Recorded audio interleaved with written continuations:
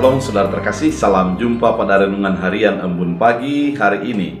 Kita akan mendengarkan firman Tuhan yang menuntun kita. Oleh karena itu sebelumnya kita bersatu di dalam doa.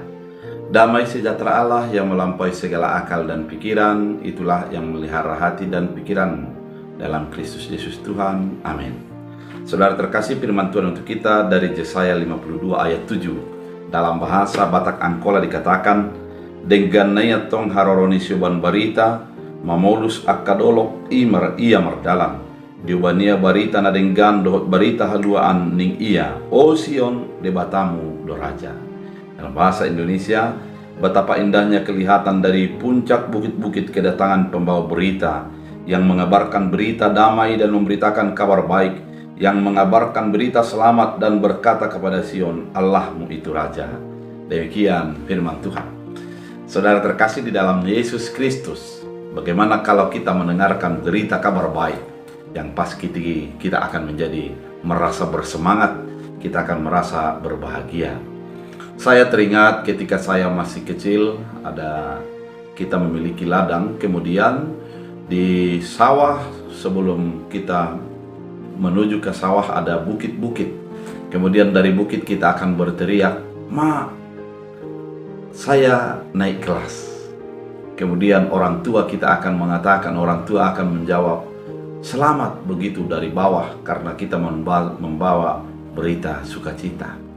Keadaan ini merupakan sesuatu yang begitu menyatu bagi hidup kita ketika kita merasakan kabar sukacita. Karena meskipun masih jauh, kita merasa gejolak yang begitu mendalam dalam diri kita, karena kabar yang dibawa adalah kabar baik yang mendatangkan semangat baru dan optimisme yang baru. Saudara terkasih di dalam Kristus Yesus, firman Tuhan kali ini mengingatkan kita betapa indahnya ketika datang pembawa kabar sukacita. Kabar sukacita yang mau mengatakan bahwa kita adalah dipimpin oleh Tuhan dan Dialah Raja kita. Ketika kita dipimpin oleh Tuhan dan Dia sebagai Raja kita, yang pasti kita akan di dalam naungan, penyertaan, bimbingan, dan arahan Tuhan dalam kehidupan kita. Kita tidak akan ditinggalkan di dalam keadaan kita, namun kita akan disertai dan dipelihara, diberikan segala kebutuhan dan apa yang perlu bagi hidup kita, sehingga kita menjadi merasa berkecukupan, merasa aman dan nyaman di dalam segala keputusan-keputusan dan langkah-langkah hidup yang kita buat. Oleh karena itu, saudara terkasih di dalam Kristus Yesus, mari kita lihat bahwa kabar sukacita yang daripada Allah itu adalah kabar sukacita yang menyatakan bahwa kita di dalam pimpinan Allah, dalam penyertaan Allah, di dalam bimbingan Allah, di dalam kuasa sepenuhnya oleh Allah.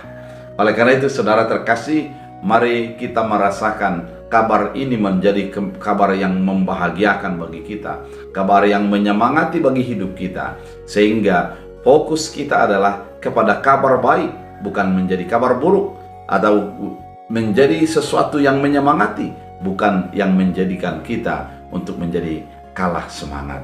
Oleh karena itu, firman yang begitu indah menuntun kita, mengarahkan kita untuk menerima kabar sukacita dalam hidup kita. Biarlah setiap langkah kehidupan kita dalam penyertaan dan bimbingan, dan kita adalah orang-orang yang bersukacita karena kita sudah menerima kabar sukacita dalam hidup kita. Mari hidupmu hidup yang penuh dengan sukacita. Kita berdoa. Terima kasih Tuhan, kabar sukacita adalah menjadi bahagian hidup kami, yaitu ketika kami merasakan di dalam pimpinan dan di dalam kuasa Allah. Tuhan sebagai Raja kami yang memelihara hidup kami. Biarlah firman-Mu menjadi kekuatan dalam Kristus Yesus. Amin. Tuhan Yesus memberkati.